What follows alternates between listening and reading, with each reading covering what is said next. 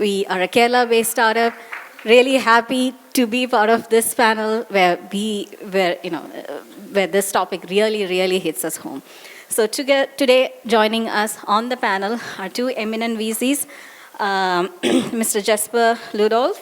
He's a GP at Exfinity Ventures, one of India's oldest deep tech funds, started in 2013, before deep tech even was a thing at that point. Before this, he was a consultant at McKinsey. So Exfinity has so far backed, I believe, 40 plus startups in the areas like AI, robotics, cybersecurity, and created around 1.5 billion in value. So he really is a person who knows what it takes to build serious tech companies from India. And our next eminent panelist is Stenson Sajee. Welcome to the panel. He leads investor relations at Transition VC, India's first fund focused on clean energy and climate tech. So they have recently partnered with Kerala Startup Mission with a 15 crore investment to back energy startups in the state. And he works closely both with founders and investors. So he's pretty much both sides of the table. So let's, why don't you say, a small brief intro about why you're excited to be part of Huddle. Just quick one intro. I'm happy to start. So firstly, thank you for having us and congratulations on the fundraise and the traction so far. Thank you. I'm originally from Denmark but moved to India 5 years ago. I actually got married in this particular hotel 9 years ago, so it's incredible to be back in the state of Kerala. It's incredible to see what has happened over the last years also with the startup. Really impressed by the startup mission. So I think for me, it's not just about our companies directly, but it's also about for their partners, for the people that they are acquiring, how many of these organizations now have activities in Trivandrum and Cochin and so forth. So for us, this is definitely an important part. It's first time for me to be here, which I also perhaps to some extent shows that for us, this is a place that we know we need to be. And I mean, seeing the energy both here, but also in the other rooms with the founders is incredible. Thank you. Thank you so much. Thank you so much to be here. And quickly about us, I am part of Transition VC. I had the fundraising and investor relations there. I think just this week, we closed our Fund 1, which is a 700 crore fund. And Kerala state government was one of the first investors in our fund back when we just had a story, just a couple of years back when we just had a story. And now we've raised 700 crores and we have invested in about 15 odd startups. We've invested in a couple of startups based in Kerala as well. We invest in energy transition tech. So largely anything in energy storage, hydrogen space, mobility space, the value chain of decarbonized carbon value chain, hydrogen value chain, we invest alongside there. We invest about 2 to 3 millions per startup at seed stage. When the product is ready, we typically come at that stage, and that's quickly about us. And I'm excited to be here because this kind of environment and Kerala being one of the first states to start such a big fund of funds program was huge for us. And also taking bets on first fund managers was amazing for us as well. And one of the first states in India. I mean, there's a lot of other states, even Bangalore, where we are from. The fund of funds is much smaller compared to what the fund size you have in Kerala. So it's great to be here, privileged to be here, and happy to share more. Thanks. Thank you so much. So let's start with a big question to you, Jesper. Now, funding is a hurdle. It's a huge thing based in and of itself. And do you think people coming from smaller cities, founders coming from smaller cities, find it hard to raise funding versus somebody who is building, let's just say, in Bangalore or elsewhere? And if that's the case, what do you think is the reason behind it? I love the pointed questions. I think everybody finds fundraising a bit painful and hard. For all it's worth, I think it's true for the VCs as well. But from our perspective at least, we really don't mind where the founders are, right? We do think it matters to meet in person, right? So perhaps there is at least a geographical thing where we would like to meet in person, but we are very happy to get people to Bangalore. We are also traveling all the time, right? So every week we are somewhere. So in that sense, I think we are trying to also be closer to where it's happening. When I look at some of the statistics for Kerala, for example, if we take this data as an example, I mean, 20-fold number of startups in the last 10 years, if I got the stats right.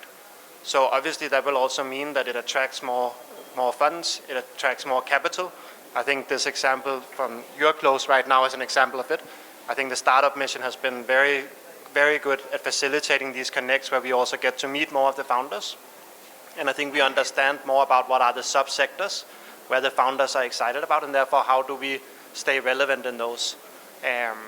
So I don't think in itself that it's necessarily harder to be here, but I think there's just not been so much focus until recently, right? Because Kerala has just reached a level of maturity in the startup area, which no one would have predicted 10 years ago. And I think that's why we are all, like, you see how many VCs that are here today, like that's why we're all rushing here to also be part of it. Thank you. Great point. To you, Stenson. You have recently partnered with Kerala Startup Mission for a 15 crore funding, right? Goes on to say that you truly believe there is potential of startups from here. Now, what is the plus and the minus in terms of founders? What is broken in our current system that needs fixing, according to you? So first, I would focus on the positives, of course. So Kerala has been the forefront, of course, in terms of funding our fund as well, taking that early bet, and also in terms of energy transition. If you look at the airports, etc., they've pushed solar a lot. So that is where I think we have gotten a chance to be here. And also in terms of hydrogen, Kerala has taken a long strides there as well. So even when we have funded about 3 startups in the hydrogen space, although they are not in Kerala, they are across India. Kerala took an initiative to kind of bring all 3 together and make an ecosystem of hydrogen in Kerala. So we kind of worked on that initiative for a bit. There's one hydrogen fuel cell company, one hydrogen generation company, one hydrogen sensing company.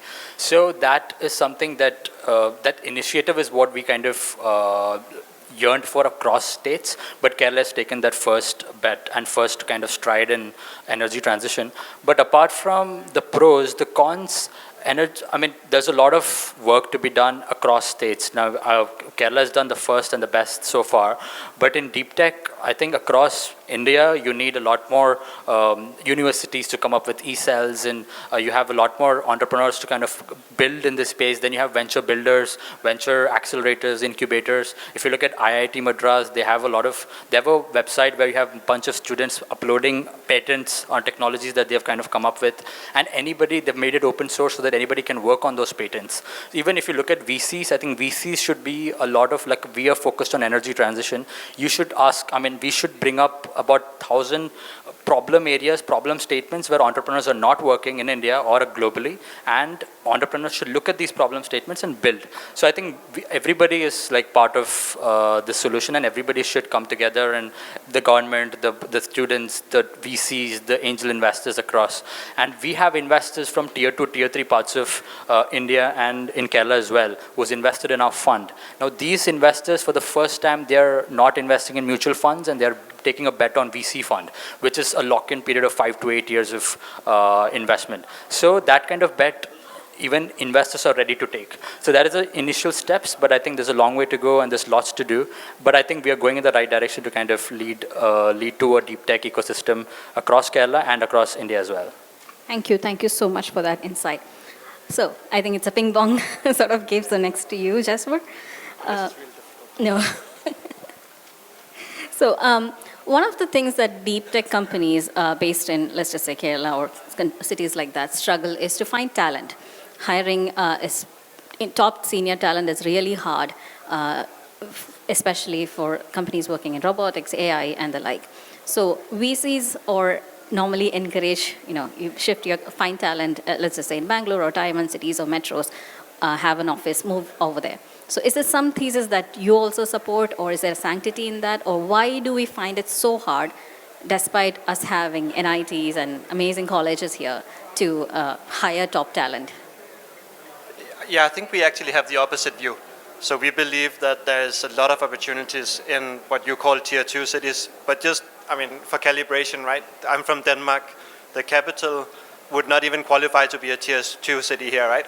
So for me, this concept of tier 2 is still a little bit funny, because the talent availability and the sizes of these even very hyper-local markets is still massive in my mind, right? But I think what is much more important for Kerala, like for example, there's no direct flight from Bangalore to Riyadh, right? From here, you can both go from Trivandrum and you can go from Cochin, or at least you could 2 years ago, right? So I think in terms of connectivity, in terms of how Malayalis have gone outside, and it's not just about Kerala, right? I think in general, like you find in many of these cities, that people have been much more open to going out and leaving their comfortable tier one home and seeing what are the opportunities outside. Then they either return or they are co-founders in startups that have multiple hubs. So for us, it's actually really exciting how these connectivities are being created, because we only invest in companies that are thinking global, but are building local, right? So all of our founders are building in India, but they are looking to both, of course, domestic customers, but also as part of their roadmap, how do they take it abroad? And I think there, one part is the engineering talent. I think everybody outside India will say that only two places that you can find true engineering talent at scale, it's China and it's India, right? And if you look at how India has gone abroad, or how Indians have gone abroad, some have returned, some are part of the diaspora, like that connectivity, that ability, understanding of how do you engage with organizations outside is such a big value add for the engineering talent, right? So for us, tier one or tier two city is less important, but having the focus on how do we take whatever we are building abroad is super important. And here I actually think tier two cities may have an advantage, right? It's just that we focus more on the tier one in the news, because 10 years ago it looked different. And 10 years ago, these are the founders we celebrate today. I would be willing to bet that in 10 years, that's not the same case, right? And if you just look at what has happened here in the last 10 years and you predict that another 10 years out, I think we'll see the winners from, for example, places like here, and that's what we are betting on. Amazing, thank you. Again, back to you. So I'm sure you get a lot of inbound emails, cold emails from potential founders, builders, even LinkedIn inbound. What does it take to catch your eye, a VC's eye? What is the must-haves that should be when they reach out to you? Sure. So every fund or every investor has different set of mandates or set of questions that they want to kind of tick box to invest. But for example, we as an investor, even as an investor, we do not want to, not largely want to invest in a revenue producing company all the time, right? So for example, we invest in energy transition startups, but we come at seed stage when the product is ready. So we typically enter when that product risk is eliminated. We invest at that stage, about 15 to 20 crores, and we take, so that's the stage where we come in. Why? Because once the revenue starts proving in, there's a lot of investors who want to come in and take a bite. So we saw that gap, that one step before this revenue start coming in, that is where a lot of founders are building and a lot of investors are not there. So that's the gap where we kind of entered and we've taken a bet. So we have invested in about 15 startups. Most of the companies we invested in, they had 0 to 1 crore revenue. Now about 3-4 of them in just 2 years are doing about 4 to 5 crores monthly revenue. So strong companies that we taken a bet on. But to the question, what we look at, of course, it's founders, it's the background, it's if we invest in hard B2B hard tech companies, so can they lead manufacturing and scale, et cetera, et cetera. So a lot of parameters that we have. But from a founder's length, I said as well, we would like for a founder's fund, kind of a founders and the fund match. That is important because it's a ride for 5 to 10 years, right? We are also part of the ownership, and we would like to, any questions you have, we guide you in terms of our LPs. We have institutional LPs. A lot of our investors in our fund are folks from Schneider Electric, energy companies, manufacturing companies. These are investors in our fund, and these can help you with the POC. They can help you with being a customer, et cetera, et cetera. So we don't not only just fund you, we also want to kind of guide you and take you to the unicorn or the 1,000 crore revenue that we are after. So I think founders and the fund, the match has to happen as well. So not always, because it's a 5 to 10 year journey, and that match has to happen. So it's from both sides. So not just investor taking a bet, but it's also the founder who wants to ride with this investor for the next 5 to 10 years. Thanks. Thank you. I would really love to get the same question to you. Like when you receive an inbound email or somebody called, message you on LinkedIn, what is the first, and you see hundreds of them, what is that screening process for you? Who do you reply to? I think the reality is that the best connections I have are typically where, like for example, being here today, you have met someone who then refer you, right? And I know I'm not fully answering your questions, but I think it's the same for you, right? We all receive a lot of email, even worse with WhatsApp. It can be hard to stay on top, right? So I found, and my advice to everybody is, it's easier to ask for help for someone else than to ask for help for yourself, right? So I really like when a founder offers another founder for an introduction, right? Or if a VC, in our case, introduces another founder, right? If you are so I think these introductions where it's more personal, where someone is lending the credibility that they happen to know the person, then you automatically jump up in the queue because there's a social validation. It has nothing to do with the technical, it has nothing to do with whether we invest in the end, but it's just easier to break through that way. And I think that's why these events are here, right? That we can have this conversation and we can have a reference. I think unfortunately with AI, the reality is it's very hard now to distinguish whether someone has taken time to write a personal email, right? Or whether it's an AI that sort of keeps arriving in your first LinkedIn with a friend request, and then an hour later with an email, and so forth, right?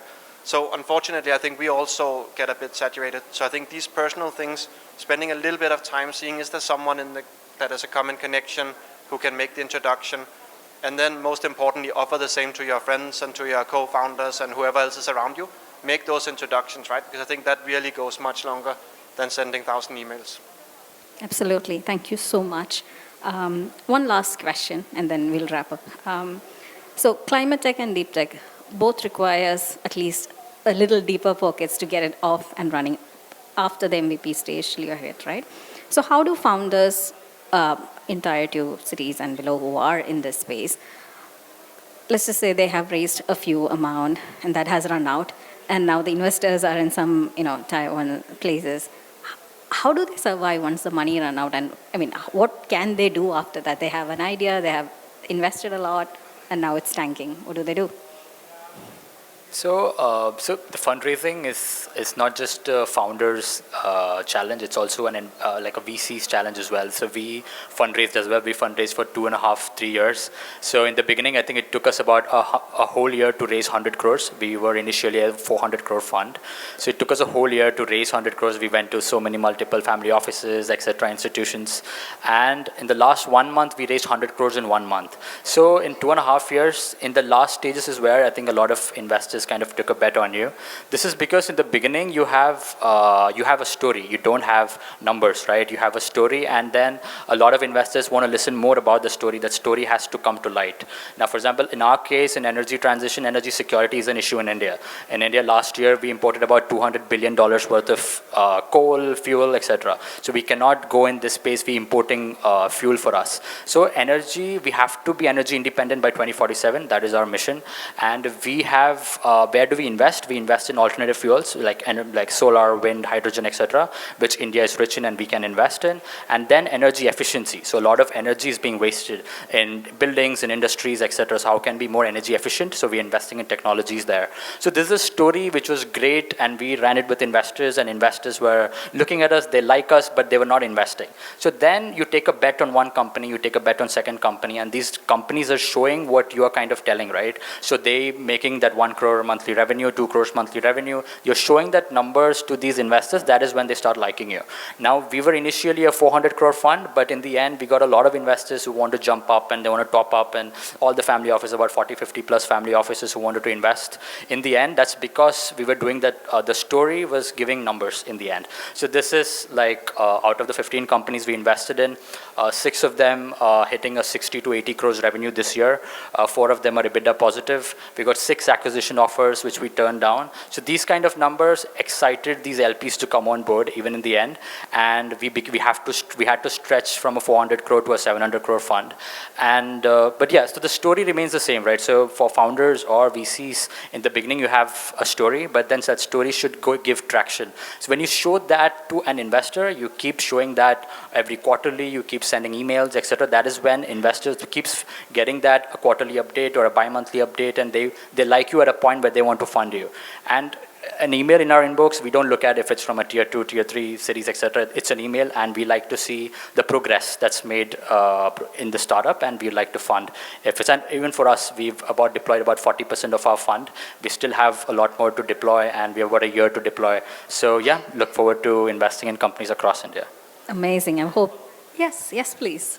So if I understood the question, like I think there's one other dimension, which is basically how do you avoid running out of cash, right? And I think one thing is very simple, which is unfortunately sometimes we talk a lot about EBITDA, and capex is just sort of an accounting term, but capex has this issue that the cash still needs to go out, right? So I think if you are in a business that has, like for example, energy transition or other industries where you need to invest for a while before you see the returns, like it's extremely important to not just think your profit and loss, but also think about what is the cash projections and how do you sort of model that so you know at what point you are running out of cash.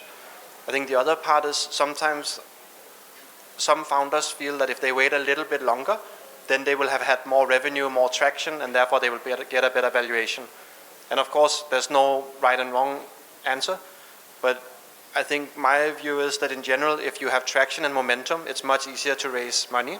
So then get an extra term sheet and negotiate, right? But rather take the money when you still are on a momentum. Don't wait till the last 6 months. Things always take more time than we want, right? So I would much rather start 18 months before, right? And then even if there's a year to go and you now top it up, if you are in those R&D intensive businesses, that's a much healthier way to move forward.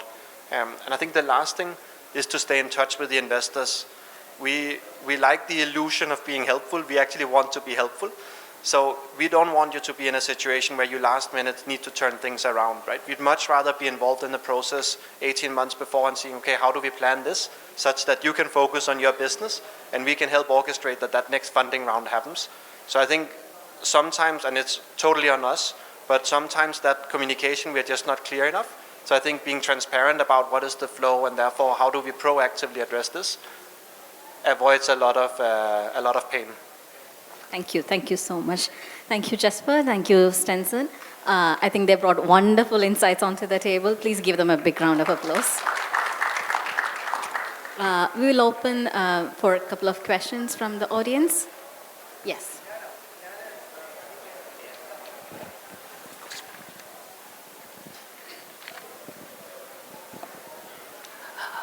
Thank you for the insights. Just one question. Once you've invested, I'm sure there are times when, either of you can answer, I'm sure the question will decide who is the right answer, the right person to answer. So once you've invested, and the times are not always going to be good, right? There are times when it's going to be, sometimes it's going to be bad. There are some businesses where it is seasonal, all that is there. How do you expect, or what do you expect from a founder when things are actually not doing good? Like, once you've already invested, you're in it. So are you going to be with the founder at that point in time, or are you going to find somebody else? I mean, of course, the truth you'll need to ask our founders, right? We have not had any company who had like a straight line growth, right? So it's always been up and downs, and it's, always been unpredictable, right? So we never get it right, and I think that's also true for the founders. I think the only hope I have is transparency, and I think that comes from if the founder actually trusts that we are there to see it through with them. I would argue all of our economic interests are aligned, right? So we have no reason for not supporting the founders through this. So all we need to know is what is the reality. But I think sometimes when you're a founder, everybody is looking at you and you have to be the positive one who pushes the team forward, who makes the investors excited, etc. So I think that reality sense, right? If you do see the receivables are unfortunately all late, right? If you see all of those problems clocking up, it's okay to say to the investor that I'm actually nervous about these things, right? It's okay to ask for help. Then you also find out whether you have an investor that you want to have in your next round. Right? Because I think it's also a little bit like, what is it, like who have you brought into your company at that stage, right? Is it people that will see it through with you, or is it people that will curse you when things are not going the way you planned, right? I think we all know that the planning won't be correct, right? That we are all clear about. So don't worry about that. I hope that answers. Yep. Thank you.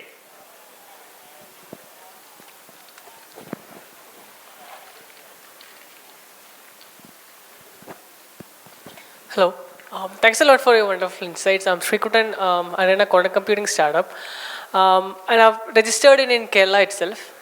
So yeah, I'll probably stand up. So I was talking to one of the investment banker, and when he heard I have my company is registered in Kerala, Kollam, he was like, okay, it's difficult for investors to get out of the company.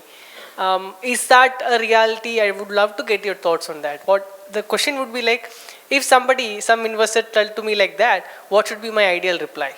We have invested in 2 startups in Kerala itself. So I don't think that's, I mean, I don't know what the ground reality in terms of investment banking and how they look at, if it's a startup from Kerala, like, we look at differently. But as far as we know, if you reach out to us directly, we are open to look at any emails, any startup from any part of India or globe. We are happy to look at it. But we have a different set of metrics. I don't think state or where it's belonging from is hitting that much. But yeah, there could be areas and there could be biases with people as well. I'm not very sure. But we have already invested in 2 startups in Kerala, about 15-20 crores per startup. And we are looking at evaluating multiple more startups from Kerala and actively doing it across tier 1 and tier 2 in Kerala and across India as well. So, yeah. We are at least 10 VCs here today. So I think the VCs are at least here. Depending on what stage you are in, it may also not be the right choice to have an investment banker so early, right? So I think that's the other thing. Like, it could be that it's just helpful to have the conversation directly and then involve the investment bankers a bit later.